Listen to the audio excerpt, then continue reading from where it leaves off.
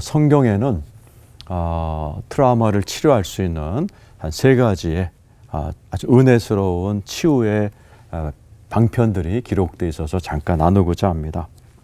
첫 번째로 성경에는 진리의 말씀이 있죠. 사람이 이렇게 트라우마를 경험합니다. 자연재해든 사람에게 폭행을 당하든 그런 악한 경험을 할 때는 머릿속에 생각부터 옵니다. 그 생각이 이제 뇌를 망가뜨리기 시작하고 그 연장선상에서 몸이 망가지고 또 가정과 사회적으로 일파만파 퍼져나간다는 것이죠. 그래서 이 생각을 치료하는 것이 가장 중요하다. 우리 예수님께서도 너희가 진리를 알지니 진리가 너희를 자유케 하리라 말씀하셨어요. 이 진리의 말씀으로 내 머릿속에 있는 부정적이고 잘못된 생각을 재해석해 줘야 됩니다. 그러니까 성경에서는 이런 진리를 통해서 트라우마를 극복한 얘기가 많이 나와 있죠. 요셉 얼마나 많은 트라우마를 겪었어요. 형들에 의해서 버림받아서 구덩이에 떨어졌을 때 얼마나 트라우마가 됐겠어요. 또 낯선 곳을 팔려갈 때 얼마나 또 그게 상처가 됐겠고, 누명씌어서 감옥 갈 때 얼마나 힘들었겠어요. 극복해내죠. 그때 한 유명한 말이 창세기 45장 7, 8절에 하나님이 큰 구원으로 당신들을 구원하시려고 나를 먼저 이곳에 보냈습니다. 당신들이 아니라 하나님이 보낸 겁니다. 또 창세기 50장 마지막에도 당신들은 날 해하려고 했으나 하나님이 나를 구원하셔서 이렇게 왔으니 당신들이 아니요 하나님이 나를 보냈습니다 라고 요셉이 꿈을 해석하는 은혜를 받았는데 자기의 트라우마도 해석해냅니다. 그래서 요셉은 트라우마를 극복하고 자기를 해하고자 했던 형제와 자녀들을 다 사랑으로 끌어안는 넉넉한 모습을 보여주지요. 아까 동방현주님 얘기하신 것처럼 말씀을 통해서 치료받는 경우가 많습니다. 두 번째로 성경에는 우리에게 성령님의 치유를 소개하고 있습니다. 트라우마의 3대 증상이 있대요. 플래시백이라고 그래서 자꾸 그 상처가 떠오르는, 그래서 너무너무 못 견디게 만드는 게 첫 번째고, 두 번째는 몸에 긴장이 온다는 거죠. 그래서 불면증을 많이들 시달리게 되고, 세 번째는 정신 나간처럼 멍해진다는 거죠. 이게 3대 증상이기 때문에 이 생각을 고치는 수준이 아니라 깊은 우리의 내면 깊숙이 치료가 필요한데, 바로 성령님이 우리 속에 계셔서 말할 수 없는 탄식으로 능력으로 우리를 새롭게 하죠. 그래서 성령님을 재창조형이라고 합니다. 창조하셨지만 트라우마 같은 걸로 깨져버린 우리의 영혼을 치료하는 데는 성령님의 터치가 참 중요합니다. 저희 교회에 아버지가 유전병으로 그냥 그 다리가 불편하셔가지고 목욕탕에서 쓰러져 돌아가신 가정이 있습니다. 그 아들이 그 장면을 본 거예요. 그게 트라우마가 돼서 목욕탕에 못 들어가는 거예요. 그런데 저희 교회에서 이제 말씀이 끝나고 주일날 기도하는 시간에 그분의 간증입니다. 그 가족들이 다 오셔서 하는 말이, 기도 시간에 성령님이 자기를 확 이렇게 감싸왔는데 온몸이 상쾌해지면서 그 트라우마가 온데간데 사라졌다는 거죠. 좀 자연스럽게 화장실에 드나든다. 그래서 온 가족이 감사해야 하는 것을 보았습니다. 세 번째로 성경은 우리에게 사랑의 치유를 가르쳐 줍니다. 우리나라 트라우마 학회가 있습니다. 그 학회장이 있으세요. 김준기 박사님이 강의 시간에 이렇게 질문하세요. 트라우마의 반대가 뭔지 아세요? 혹시 아세요? 트라우마의 반대. 사랑입니다. 그러시더라고요.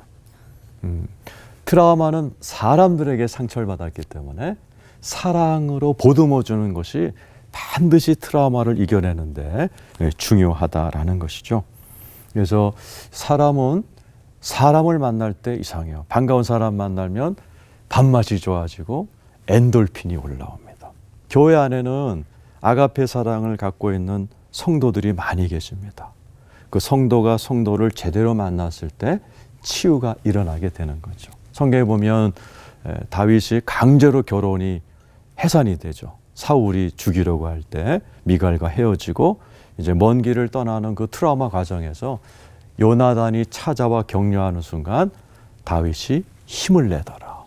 그러니까 사람이 최고의 보약 같은 역할을 할 때가 있습니다. 성경에서는 이와 같이 진리의 말씀으로 우리의 트라우마를 재해석하고 망가진 몸과 마음을 재창조하고 또 사랑으로 보듬어주는 그러한 예들로 꽉 차 있습니다.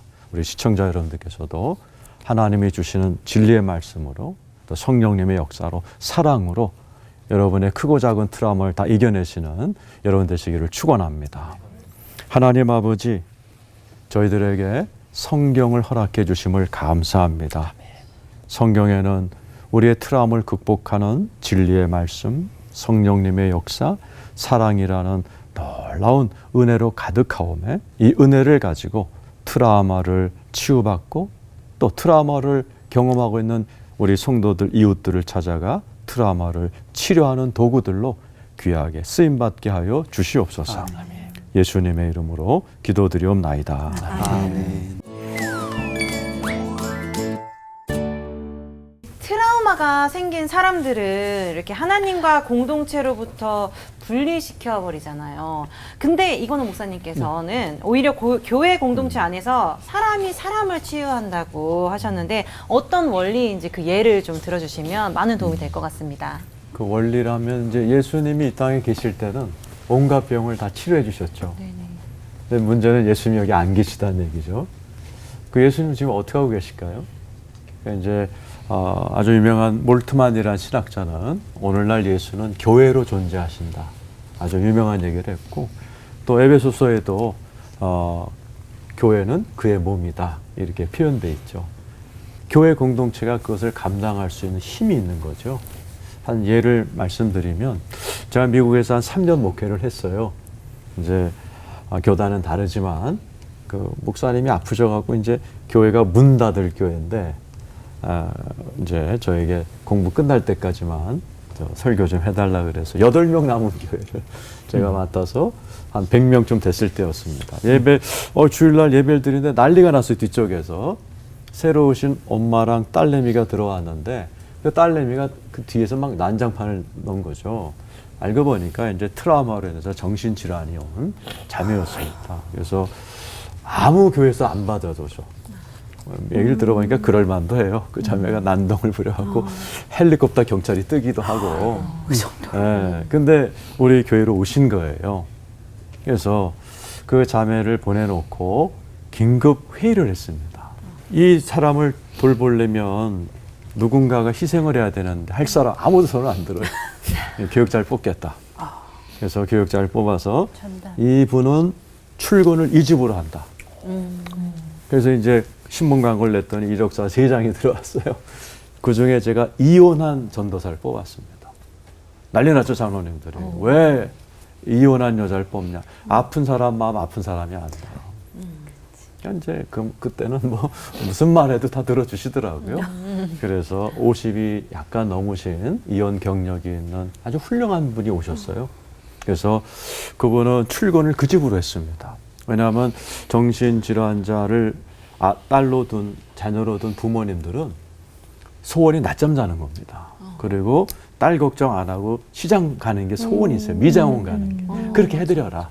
그래서 이분은 그곳에 가셔가지고 이제 딸을 맡아서 한나절 돌보고 그러면 어머님은 이제 쇼핑도 가고 미장원도 가고 또 제가 찾아가서 기도도 해드리고 그러면서 참 놀라우게 회복이 됐어요. 제가 삼각형 안에 들어가라 그랬어요. 교회의 기도를 꼭 받아야 되고 부모님들은 포기하면 안 되고 의사의 도움도 받고 이 삼각형 안에만 들어가 있으면 회복됩니다. 또 교회가 뜻을 받들어서 참 그 가정을 사랑해 줬고 또 아주 잘 돌봐드렸습니다. 그래서 그 자매가 회복이 되기 시작하고 다시 대학도 가고 그러면서 참 교회라는 공동체가 아무것도 아닌 것 같지만 사람을 치유하는 사랑의 힘이라는 게 흐르는구나. 그래서 트라우마는 사랑이 필요하다는 것을 이렇게 제가 지금 경험을 통해서 이렇게 자신 있게 말할 수가 있습니다.